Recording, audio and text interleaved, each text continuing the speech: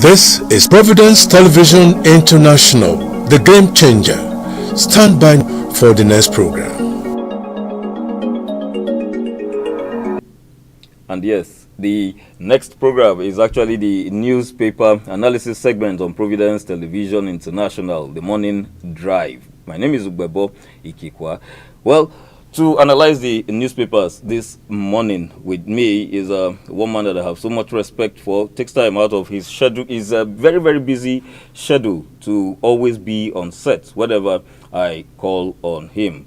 With all due respect, I'm very, very happy to introduce to you Dr. Emmanuel Igariba. You're welcome. Yes, thank you very much as usual. I'm always happy to be here. Mostly because of the things we are hearing from viewers across the globe. And I thought that before we go into the analysis, I should just mention this. Okay. Very interesting responses from our viewers. And the number one is the gentleman called Festus Dualong. He called in, he phoned in. He's from Jos, by the way. Okay. And he says, sir, always a delight, more grace. Thank you very much, Festus. Thank you so much. We appreciate your response, and I hope you tell others about us. Thank you very much. The second comes from Joseph Imadiyi, all the way from Houston, Texas, back in the U.S. And he says, thank you so much, Dr. Emmanuel Igariba. Please keep up the good work. Again, I'll say thank you, Joseph. We have many Nigerians in Houston. So please do reach out to them and tell them about Providence Television.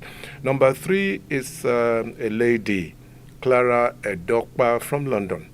And Clara says, Uncle Emmanuel, I'm sure she must know me, quite frankly. Uncle Emmanuel, I always enjoy your analysis. Kudos to Providence Television International. Thank you very much, Clara. We appreciate what you're saying about us. And I think we'll do much more than you even think. Now, number 4, there is Andrew Ugochukwu. He's from Enugu here in Nigeria. Providence Television International is my favorite station. Thank you very much, Andrew. I love the newspaper analysis so much. God bless you. And God bless you too, Andrew. Thank you very much. And the last for today, actually we'll break them into a series. The last for today is coming from Osarabo Idunwoye, all the way from Milan in Italy. Your newspaper analysis is my daily tonic. Are you serious? My daily tonic. Can't do without it. Urese. Even rounded it up with thank you in Benin. All right. So, Osarabo, we thank you very much. I would say keep on the good work in your responses. There are many Nigerians in Italy, particularly in Milan. So also tell them that we are doing all we can to ensure that they get the best from television. Thank you very much. So back to you, Kehua. Well, as you can actually see, Providence Television International, the game changer. We are very, very ready to live up to that slogan. But you out there can also help us by reaching out to your friends and family and telling them about Providence Television International. On the news analysis segment, we'll start with the Daily Sun newspapers. Afcon, Nigeria, Libya in standoff. Eagles return after 2-hour detention at Libyan airport. Tinubu demands justice. We'll tie this story to the front page of the Punch Sports Extra. That's a screaming header there. Show of shame. Eagles return with tales of woe after 20-hour Libya nightmare. International community condemns action as CAF begins probe. Honestly, I mean, it's a long time I saw things like this. In all my years, my sports career, or sports broadcasting career, is very strange. And I ask myself, where is the Africanness in us? All right? And people used to say that as Africans, we're all brothers. We're all brothers keepers. But this is different. You see, it was a real nightmare because the plane left from Kano. Kano to Benghazi is just a little over 3 hours. I mean, they got information that the plane was landing, by the way, because they had completed all the formalities. And they landed in the evening. But they were not allowed to land, and that is risky. It was very risky, actually. And the plane had little fuel left, okay? And it was carrying the whole contingent, officials and players, into Libya. Benghazi is a major city. in Libya, right? I mean, I've been there, for instance, and I know that that airport, it's an international airport, it's a functional airport, but they said the plane could not land, okay? And they had to go to an interior, an airport that was not too functional. That's where they diverted the Nigerian plane to, all right? But thank God that the pilot had just little amount of fuel left. Suppose there wasn't too much fuel, there would have been a crash. yes, will have crash landed, and a whole host of lives will have been lost, just because of football. Yes. Well, I'm happy that the international community is looking into all of this. And, oh, by the way, Libya lost, so Nigeria qualified. Good news, all right? But it goes beyond that. I'm worried because some other nations could try that kind of nonsense, and it's not good. It's not good at all. It's not good for the national spirit of Nigeria. It's not even good for the African spirit. It's something we abhor. I mean, in Africa, it's not in our spirit to do that kind of thing, because in any case, there's always a tomorrow. Exactly. Suppose there's another tournament and Libya is supposed to come to Nigeria. What happens? You know. So I'm happy that they landed safely. They're back, and President Tinubu has asked for justice. It goes beyond President Tinubu. I think it's something that the African unity must take up in conjunction with FIFA. Yes. Not just CAF, because CAF is an arm of FIFA, by the way. And FIFA must take it up. They must take it and sanction Libya appropriately. Exactly. Yes, that's what I think. The joy, and all thanks to God, talking about the experienced pilots and God's will at play. If that plane had crashed, we wouldn't just be talking about... If it had been a national calamity, yes, they will exactly. be declaring days of mourning, days of mourning, that kind of thing. It's a terrible whatever thing. got into the Libyan authorities. Let's pray we don't experience that kind of thing any time in future again. Still on the front page of the Daily Sun newspapers, hardship. Again, Tinubu begs Nigerians, says economic crisis is global. Begging Nigerians for the obtained time. Yes, it's not once, it's not twice, it's not even the third time. But let us address the solution. Yes, it's not a question of begging. I mean, the solution stares us in the face. Yes. And what's the solution? The organized private sector should key into what we are facing now as far as the petroleum issue is concerned. That's the bane. I mean, that's the root of all this problem. Is it that we are stuck with it and there's nothing we can do about it? I don't think so. I don't think so. Because as I made an allusion to something, some time ago, that, look, if you reach a brick wall, you can't go beyond there. Yeah, you go back and take another route, right? So that's what it is. I mean, it's so simple. We will call this pride on the part of the president. Hubris. What do you call hubris? Excessive pride. Okay. Yes, that's hubris. And it's common with many African leaders.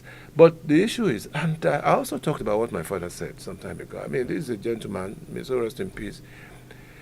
He said if it was the black man that invented the motor car, he would not put the reverse gear. He will not, because he will tell you that, oh, God forbid, I would go forward, then if somebody is asking me to go backward. But you forget that there may be an obstacle somewhere. You take it back and you take another way. All right? That's what it is. And a lot of people have spoken with the president, for instance. I know that many governors have spoken about him, about this to him. I know that many stakeholders have talked to him. The Christian Association of Nigeria, they have spoken that, look, Mr. President, take a second look at the economy. Take a second look at the pricing of petroleum products, particularly PMS. That's where the problem is coming from. And I can tell you, President Tinubu has an opportunity to make history. If he reverses it today, the applause he will get, he will not be able to control it. I sincerely hope this happens. You know that some of my friends have he told will me... not be able to handle it. Some of my friends have told me that your postulations seem to come in like even days after, hours after, 72 hours after. Yes.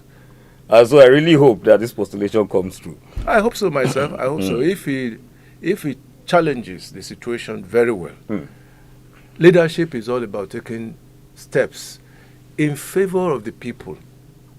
Sometimes, most times, short term. Yes. Uh, we have been in this problem now for over a year. And so when will the end come? And Nigerians are getting more impoverished by the day. More impoverished. I understand now that the World Bank has even said, oh, no, it will take about 12 years and stuff like that. They are not friends of this country. Okay? Exactly. And so we're keen straight into that. That is actually a prompt. Still on the front page of the Daily Sun. What the World Bank has said. It will take 15 years for Nigeria's economy to bounce back. Yeah, they will want that. The IMF obviously will want that. So we'll continue to be enslaved to all their tricks and everything. They will want, in fact, as far as they are concerned, they don't want any developing country to survive, particularly countries that have the potential of being great. They don't want it. I mean, this is neocolonialism in another format. So it is not right. It is really terrible for us. As a people, we need to have some changes. Let us have some changes that will bring relief and succor to the average Nigerian. Because leadership is all about that. It's all about compassion. I mean, I've said it here on many occasions. It's all about compassion and being able to address situations in favor of those that have been shortchanged. Talking about addressing situations, we move to the Nigerian News Direct, where on the front page we have Nigeria's economic challenges are surmountable with right policies. This is coming from the Nigerian president. Tinubu says diversification, removing fuel subsidies is key to economic recovery. Well, he will say that, but look at it again. Nigeria's economic challenges are what? Surmountable with right policies. What does that tell you? With the right policies are surmountable. I hope it's not double speak, quite frankly. Because you see, Nigeria's problems are truly surmountable if you have the right policies. It depends on how the right policies are framed and how they are executed. Yes. How many seasoned economists are in this administration? Seasoned, internationally recognized economists. Unlike what we had during Jonathan, for example, when we have people like Okonjo-Iweala and the rest, they were the beacon.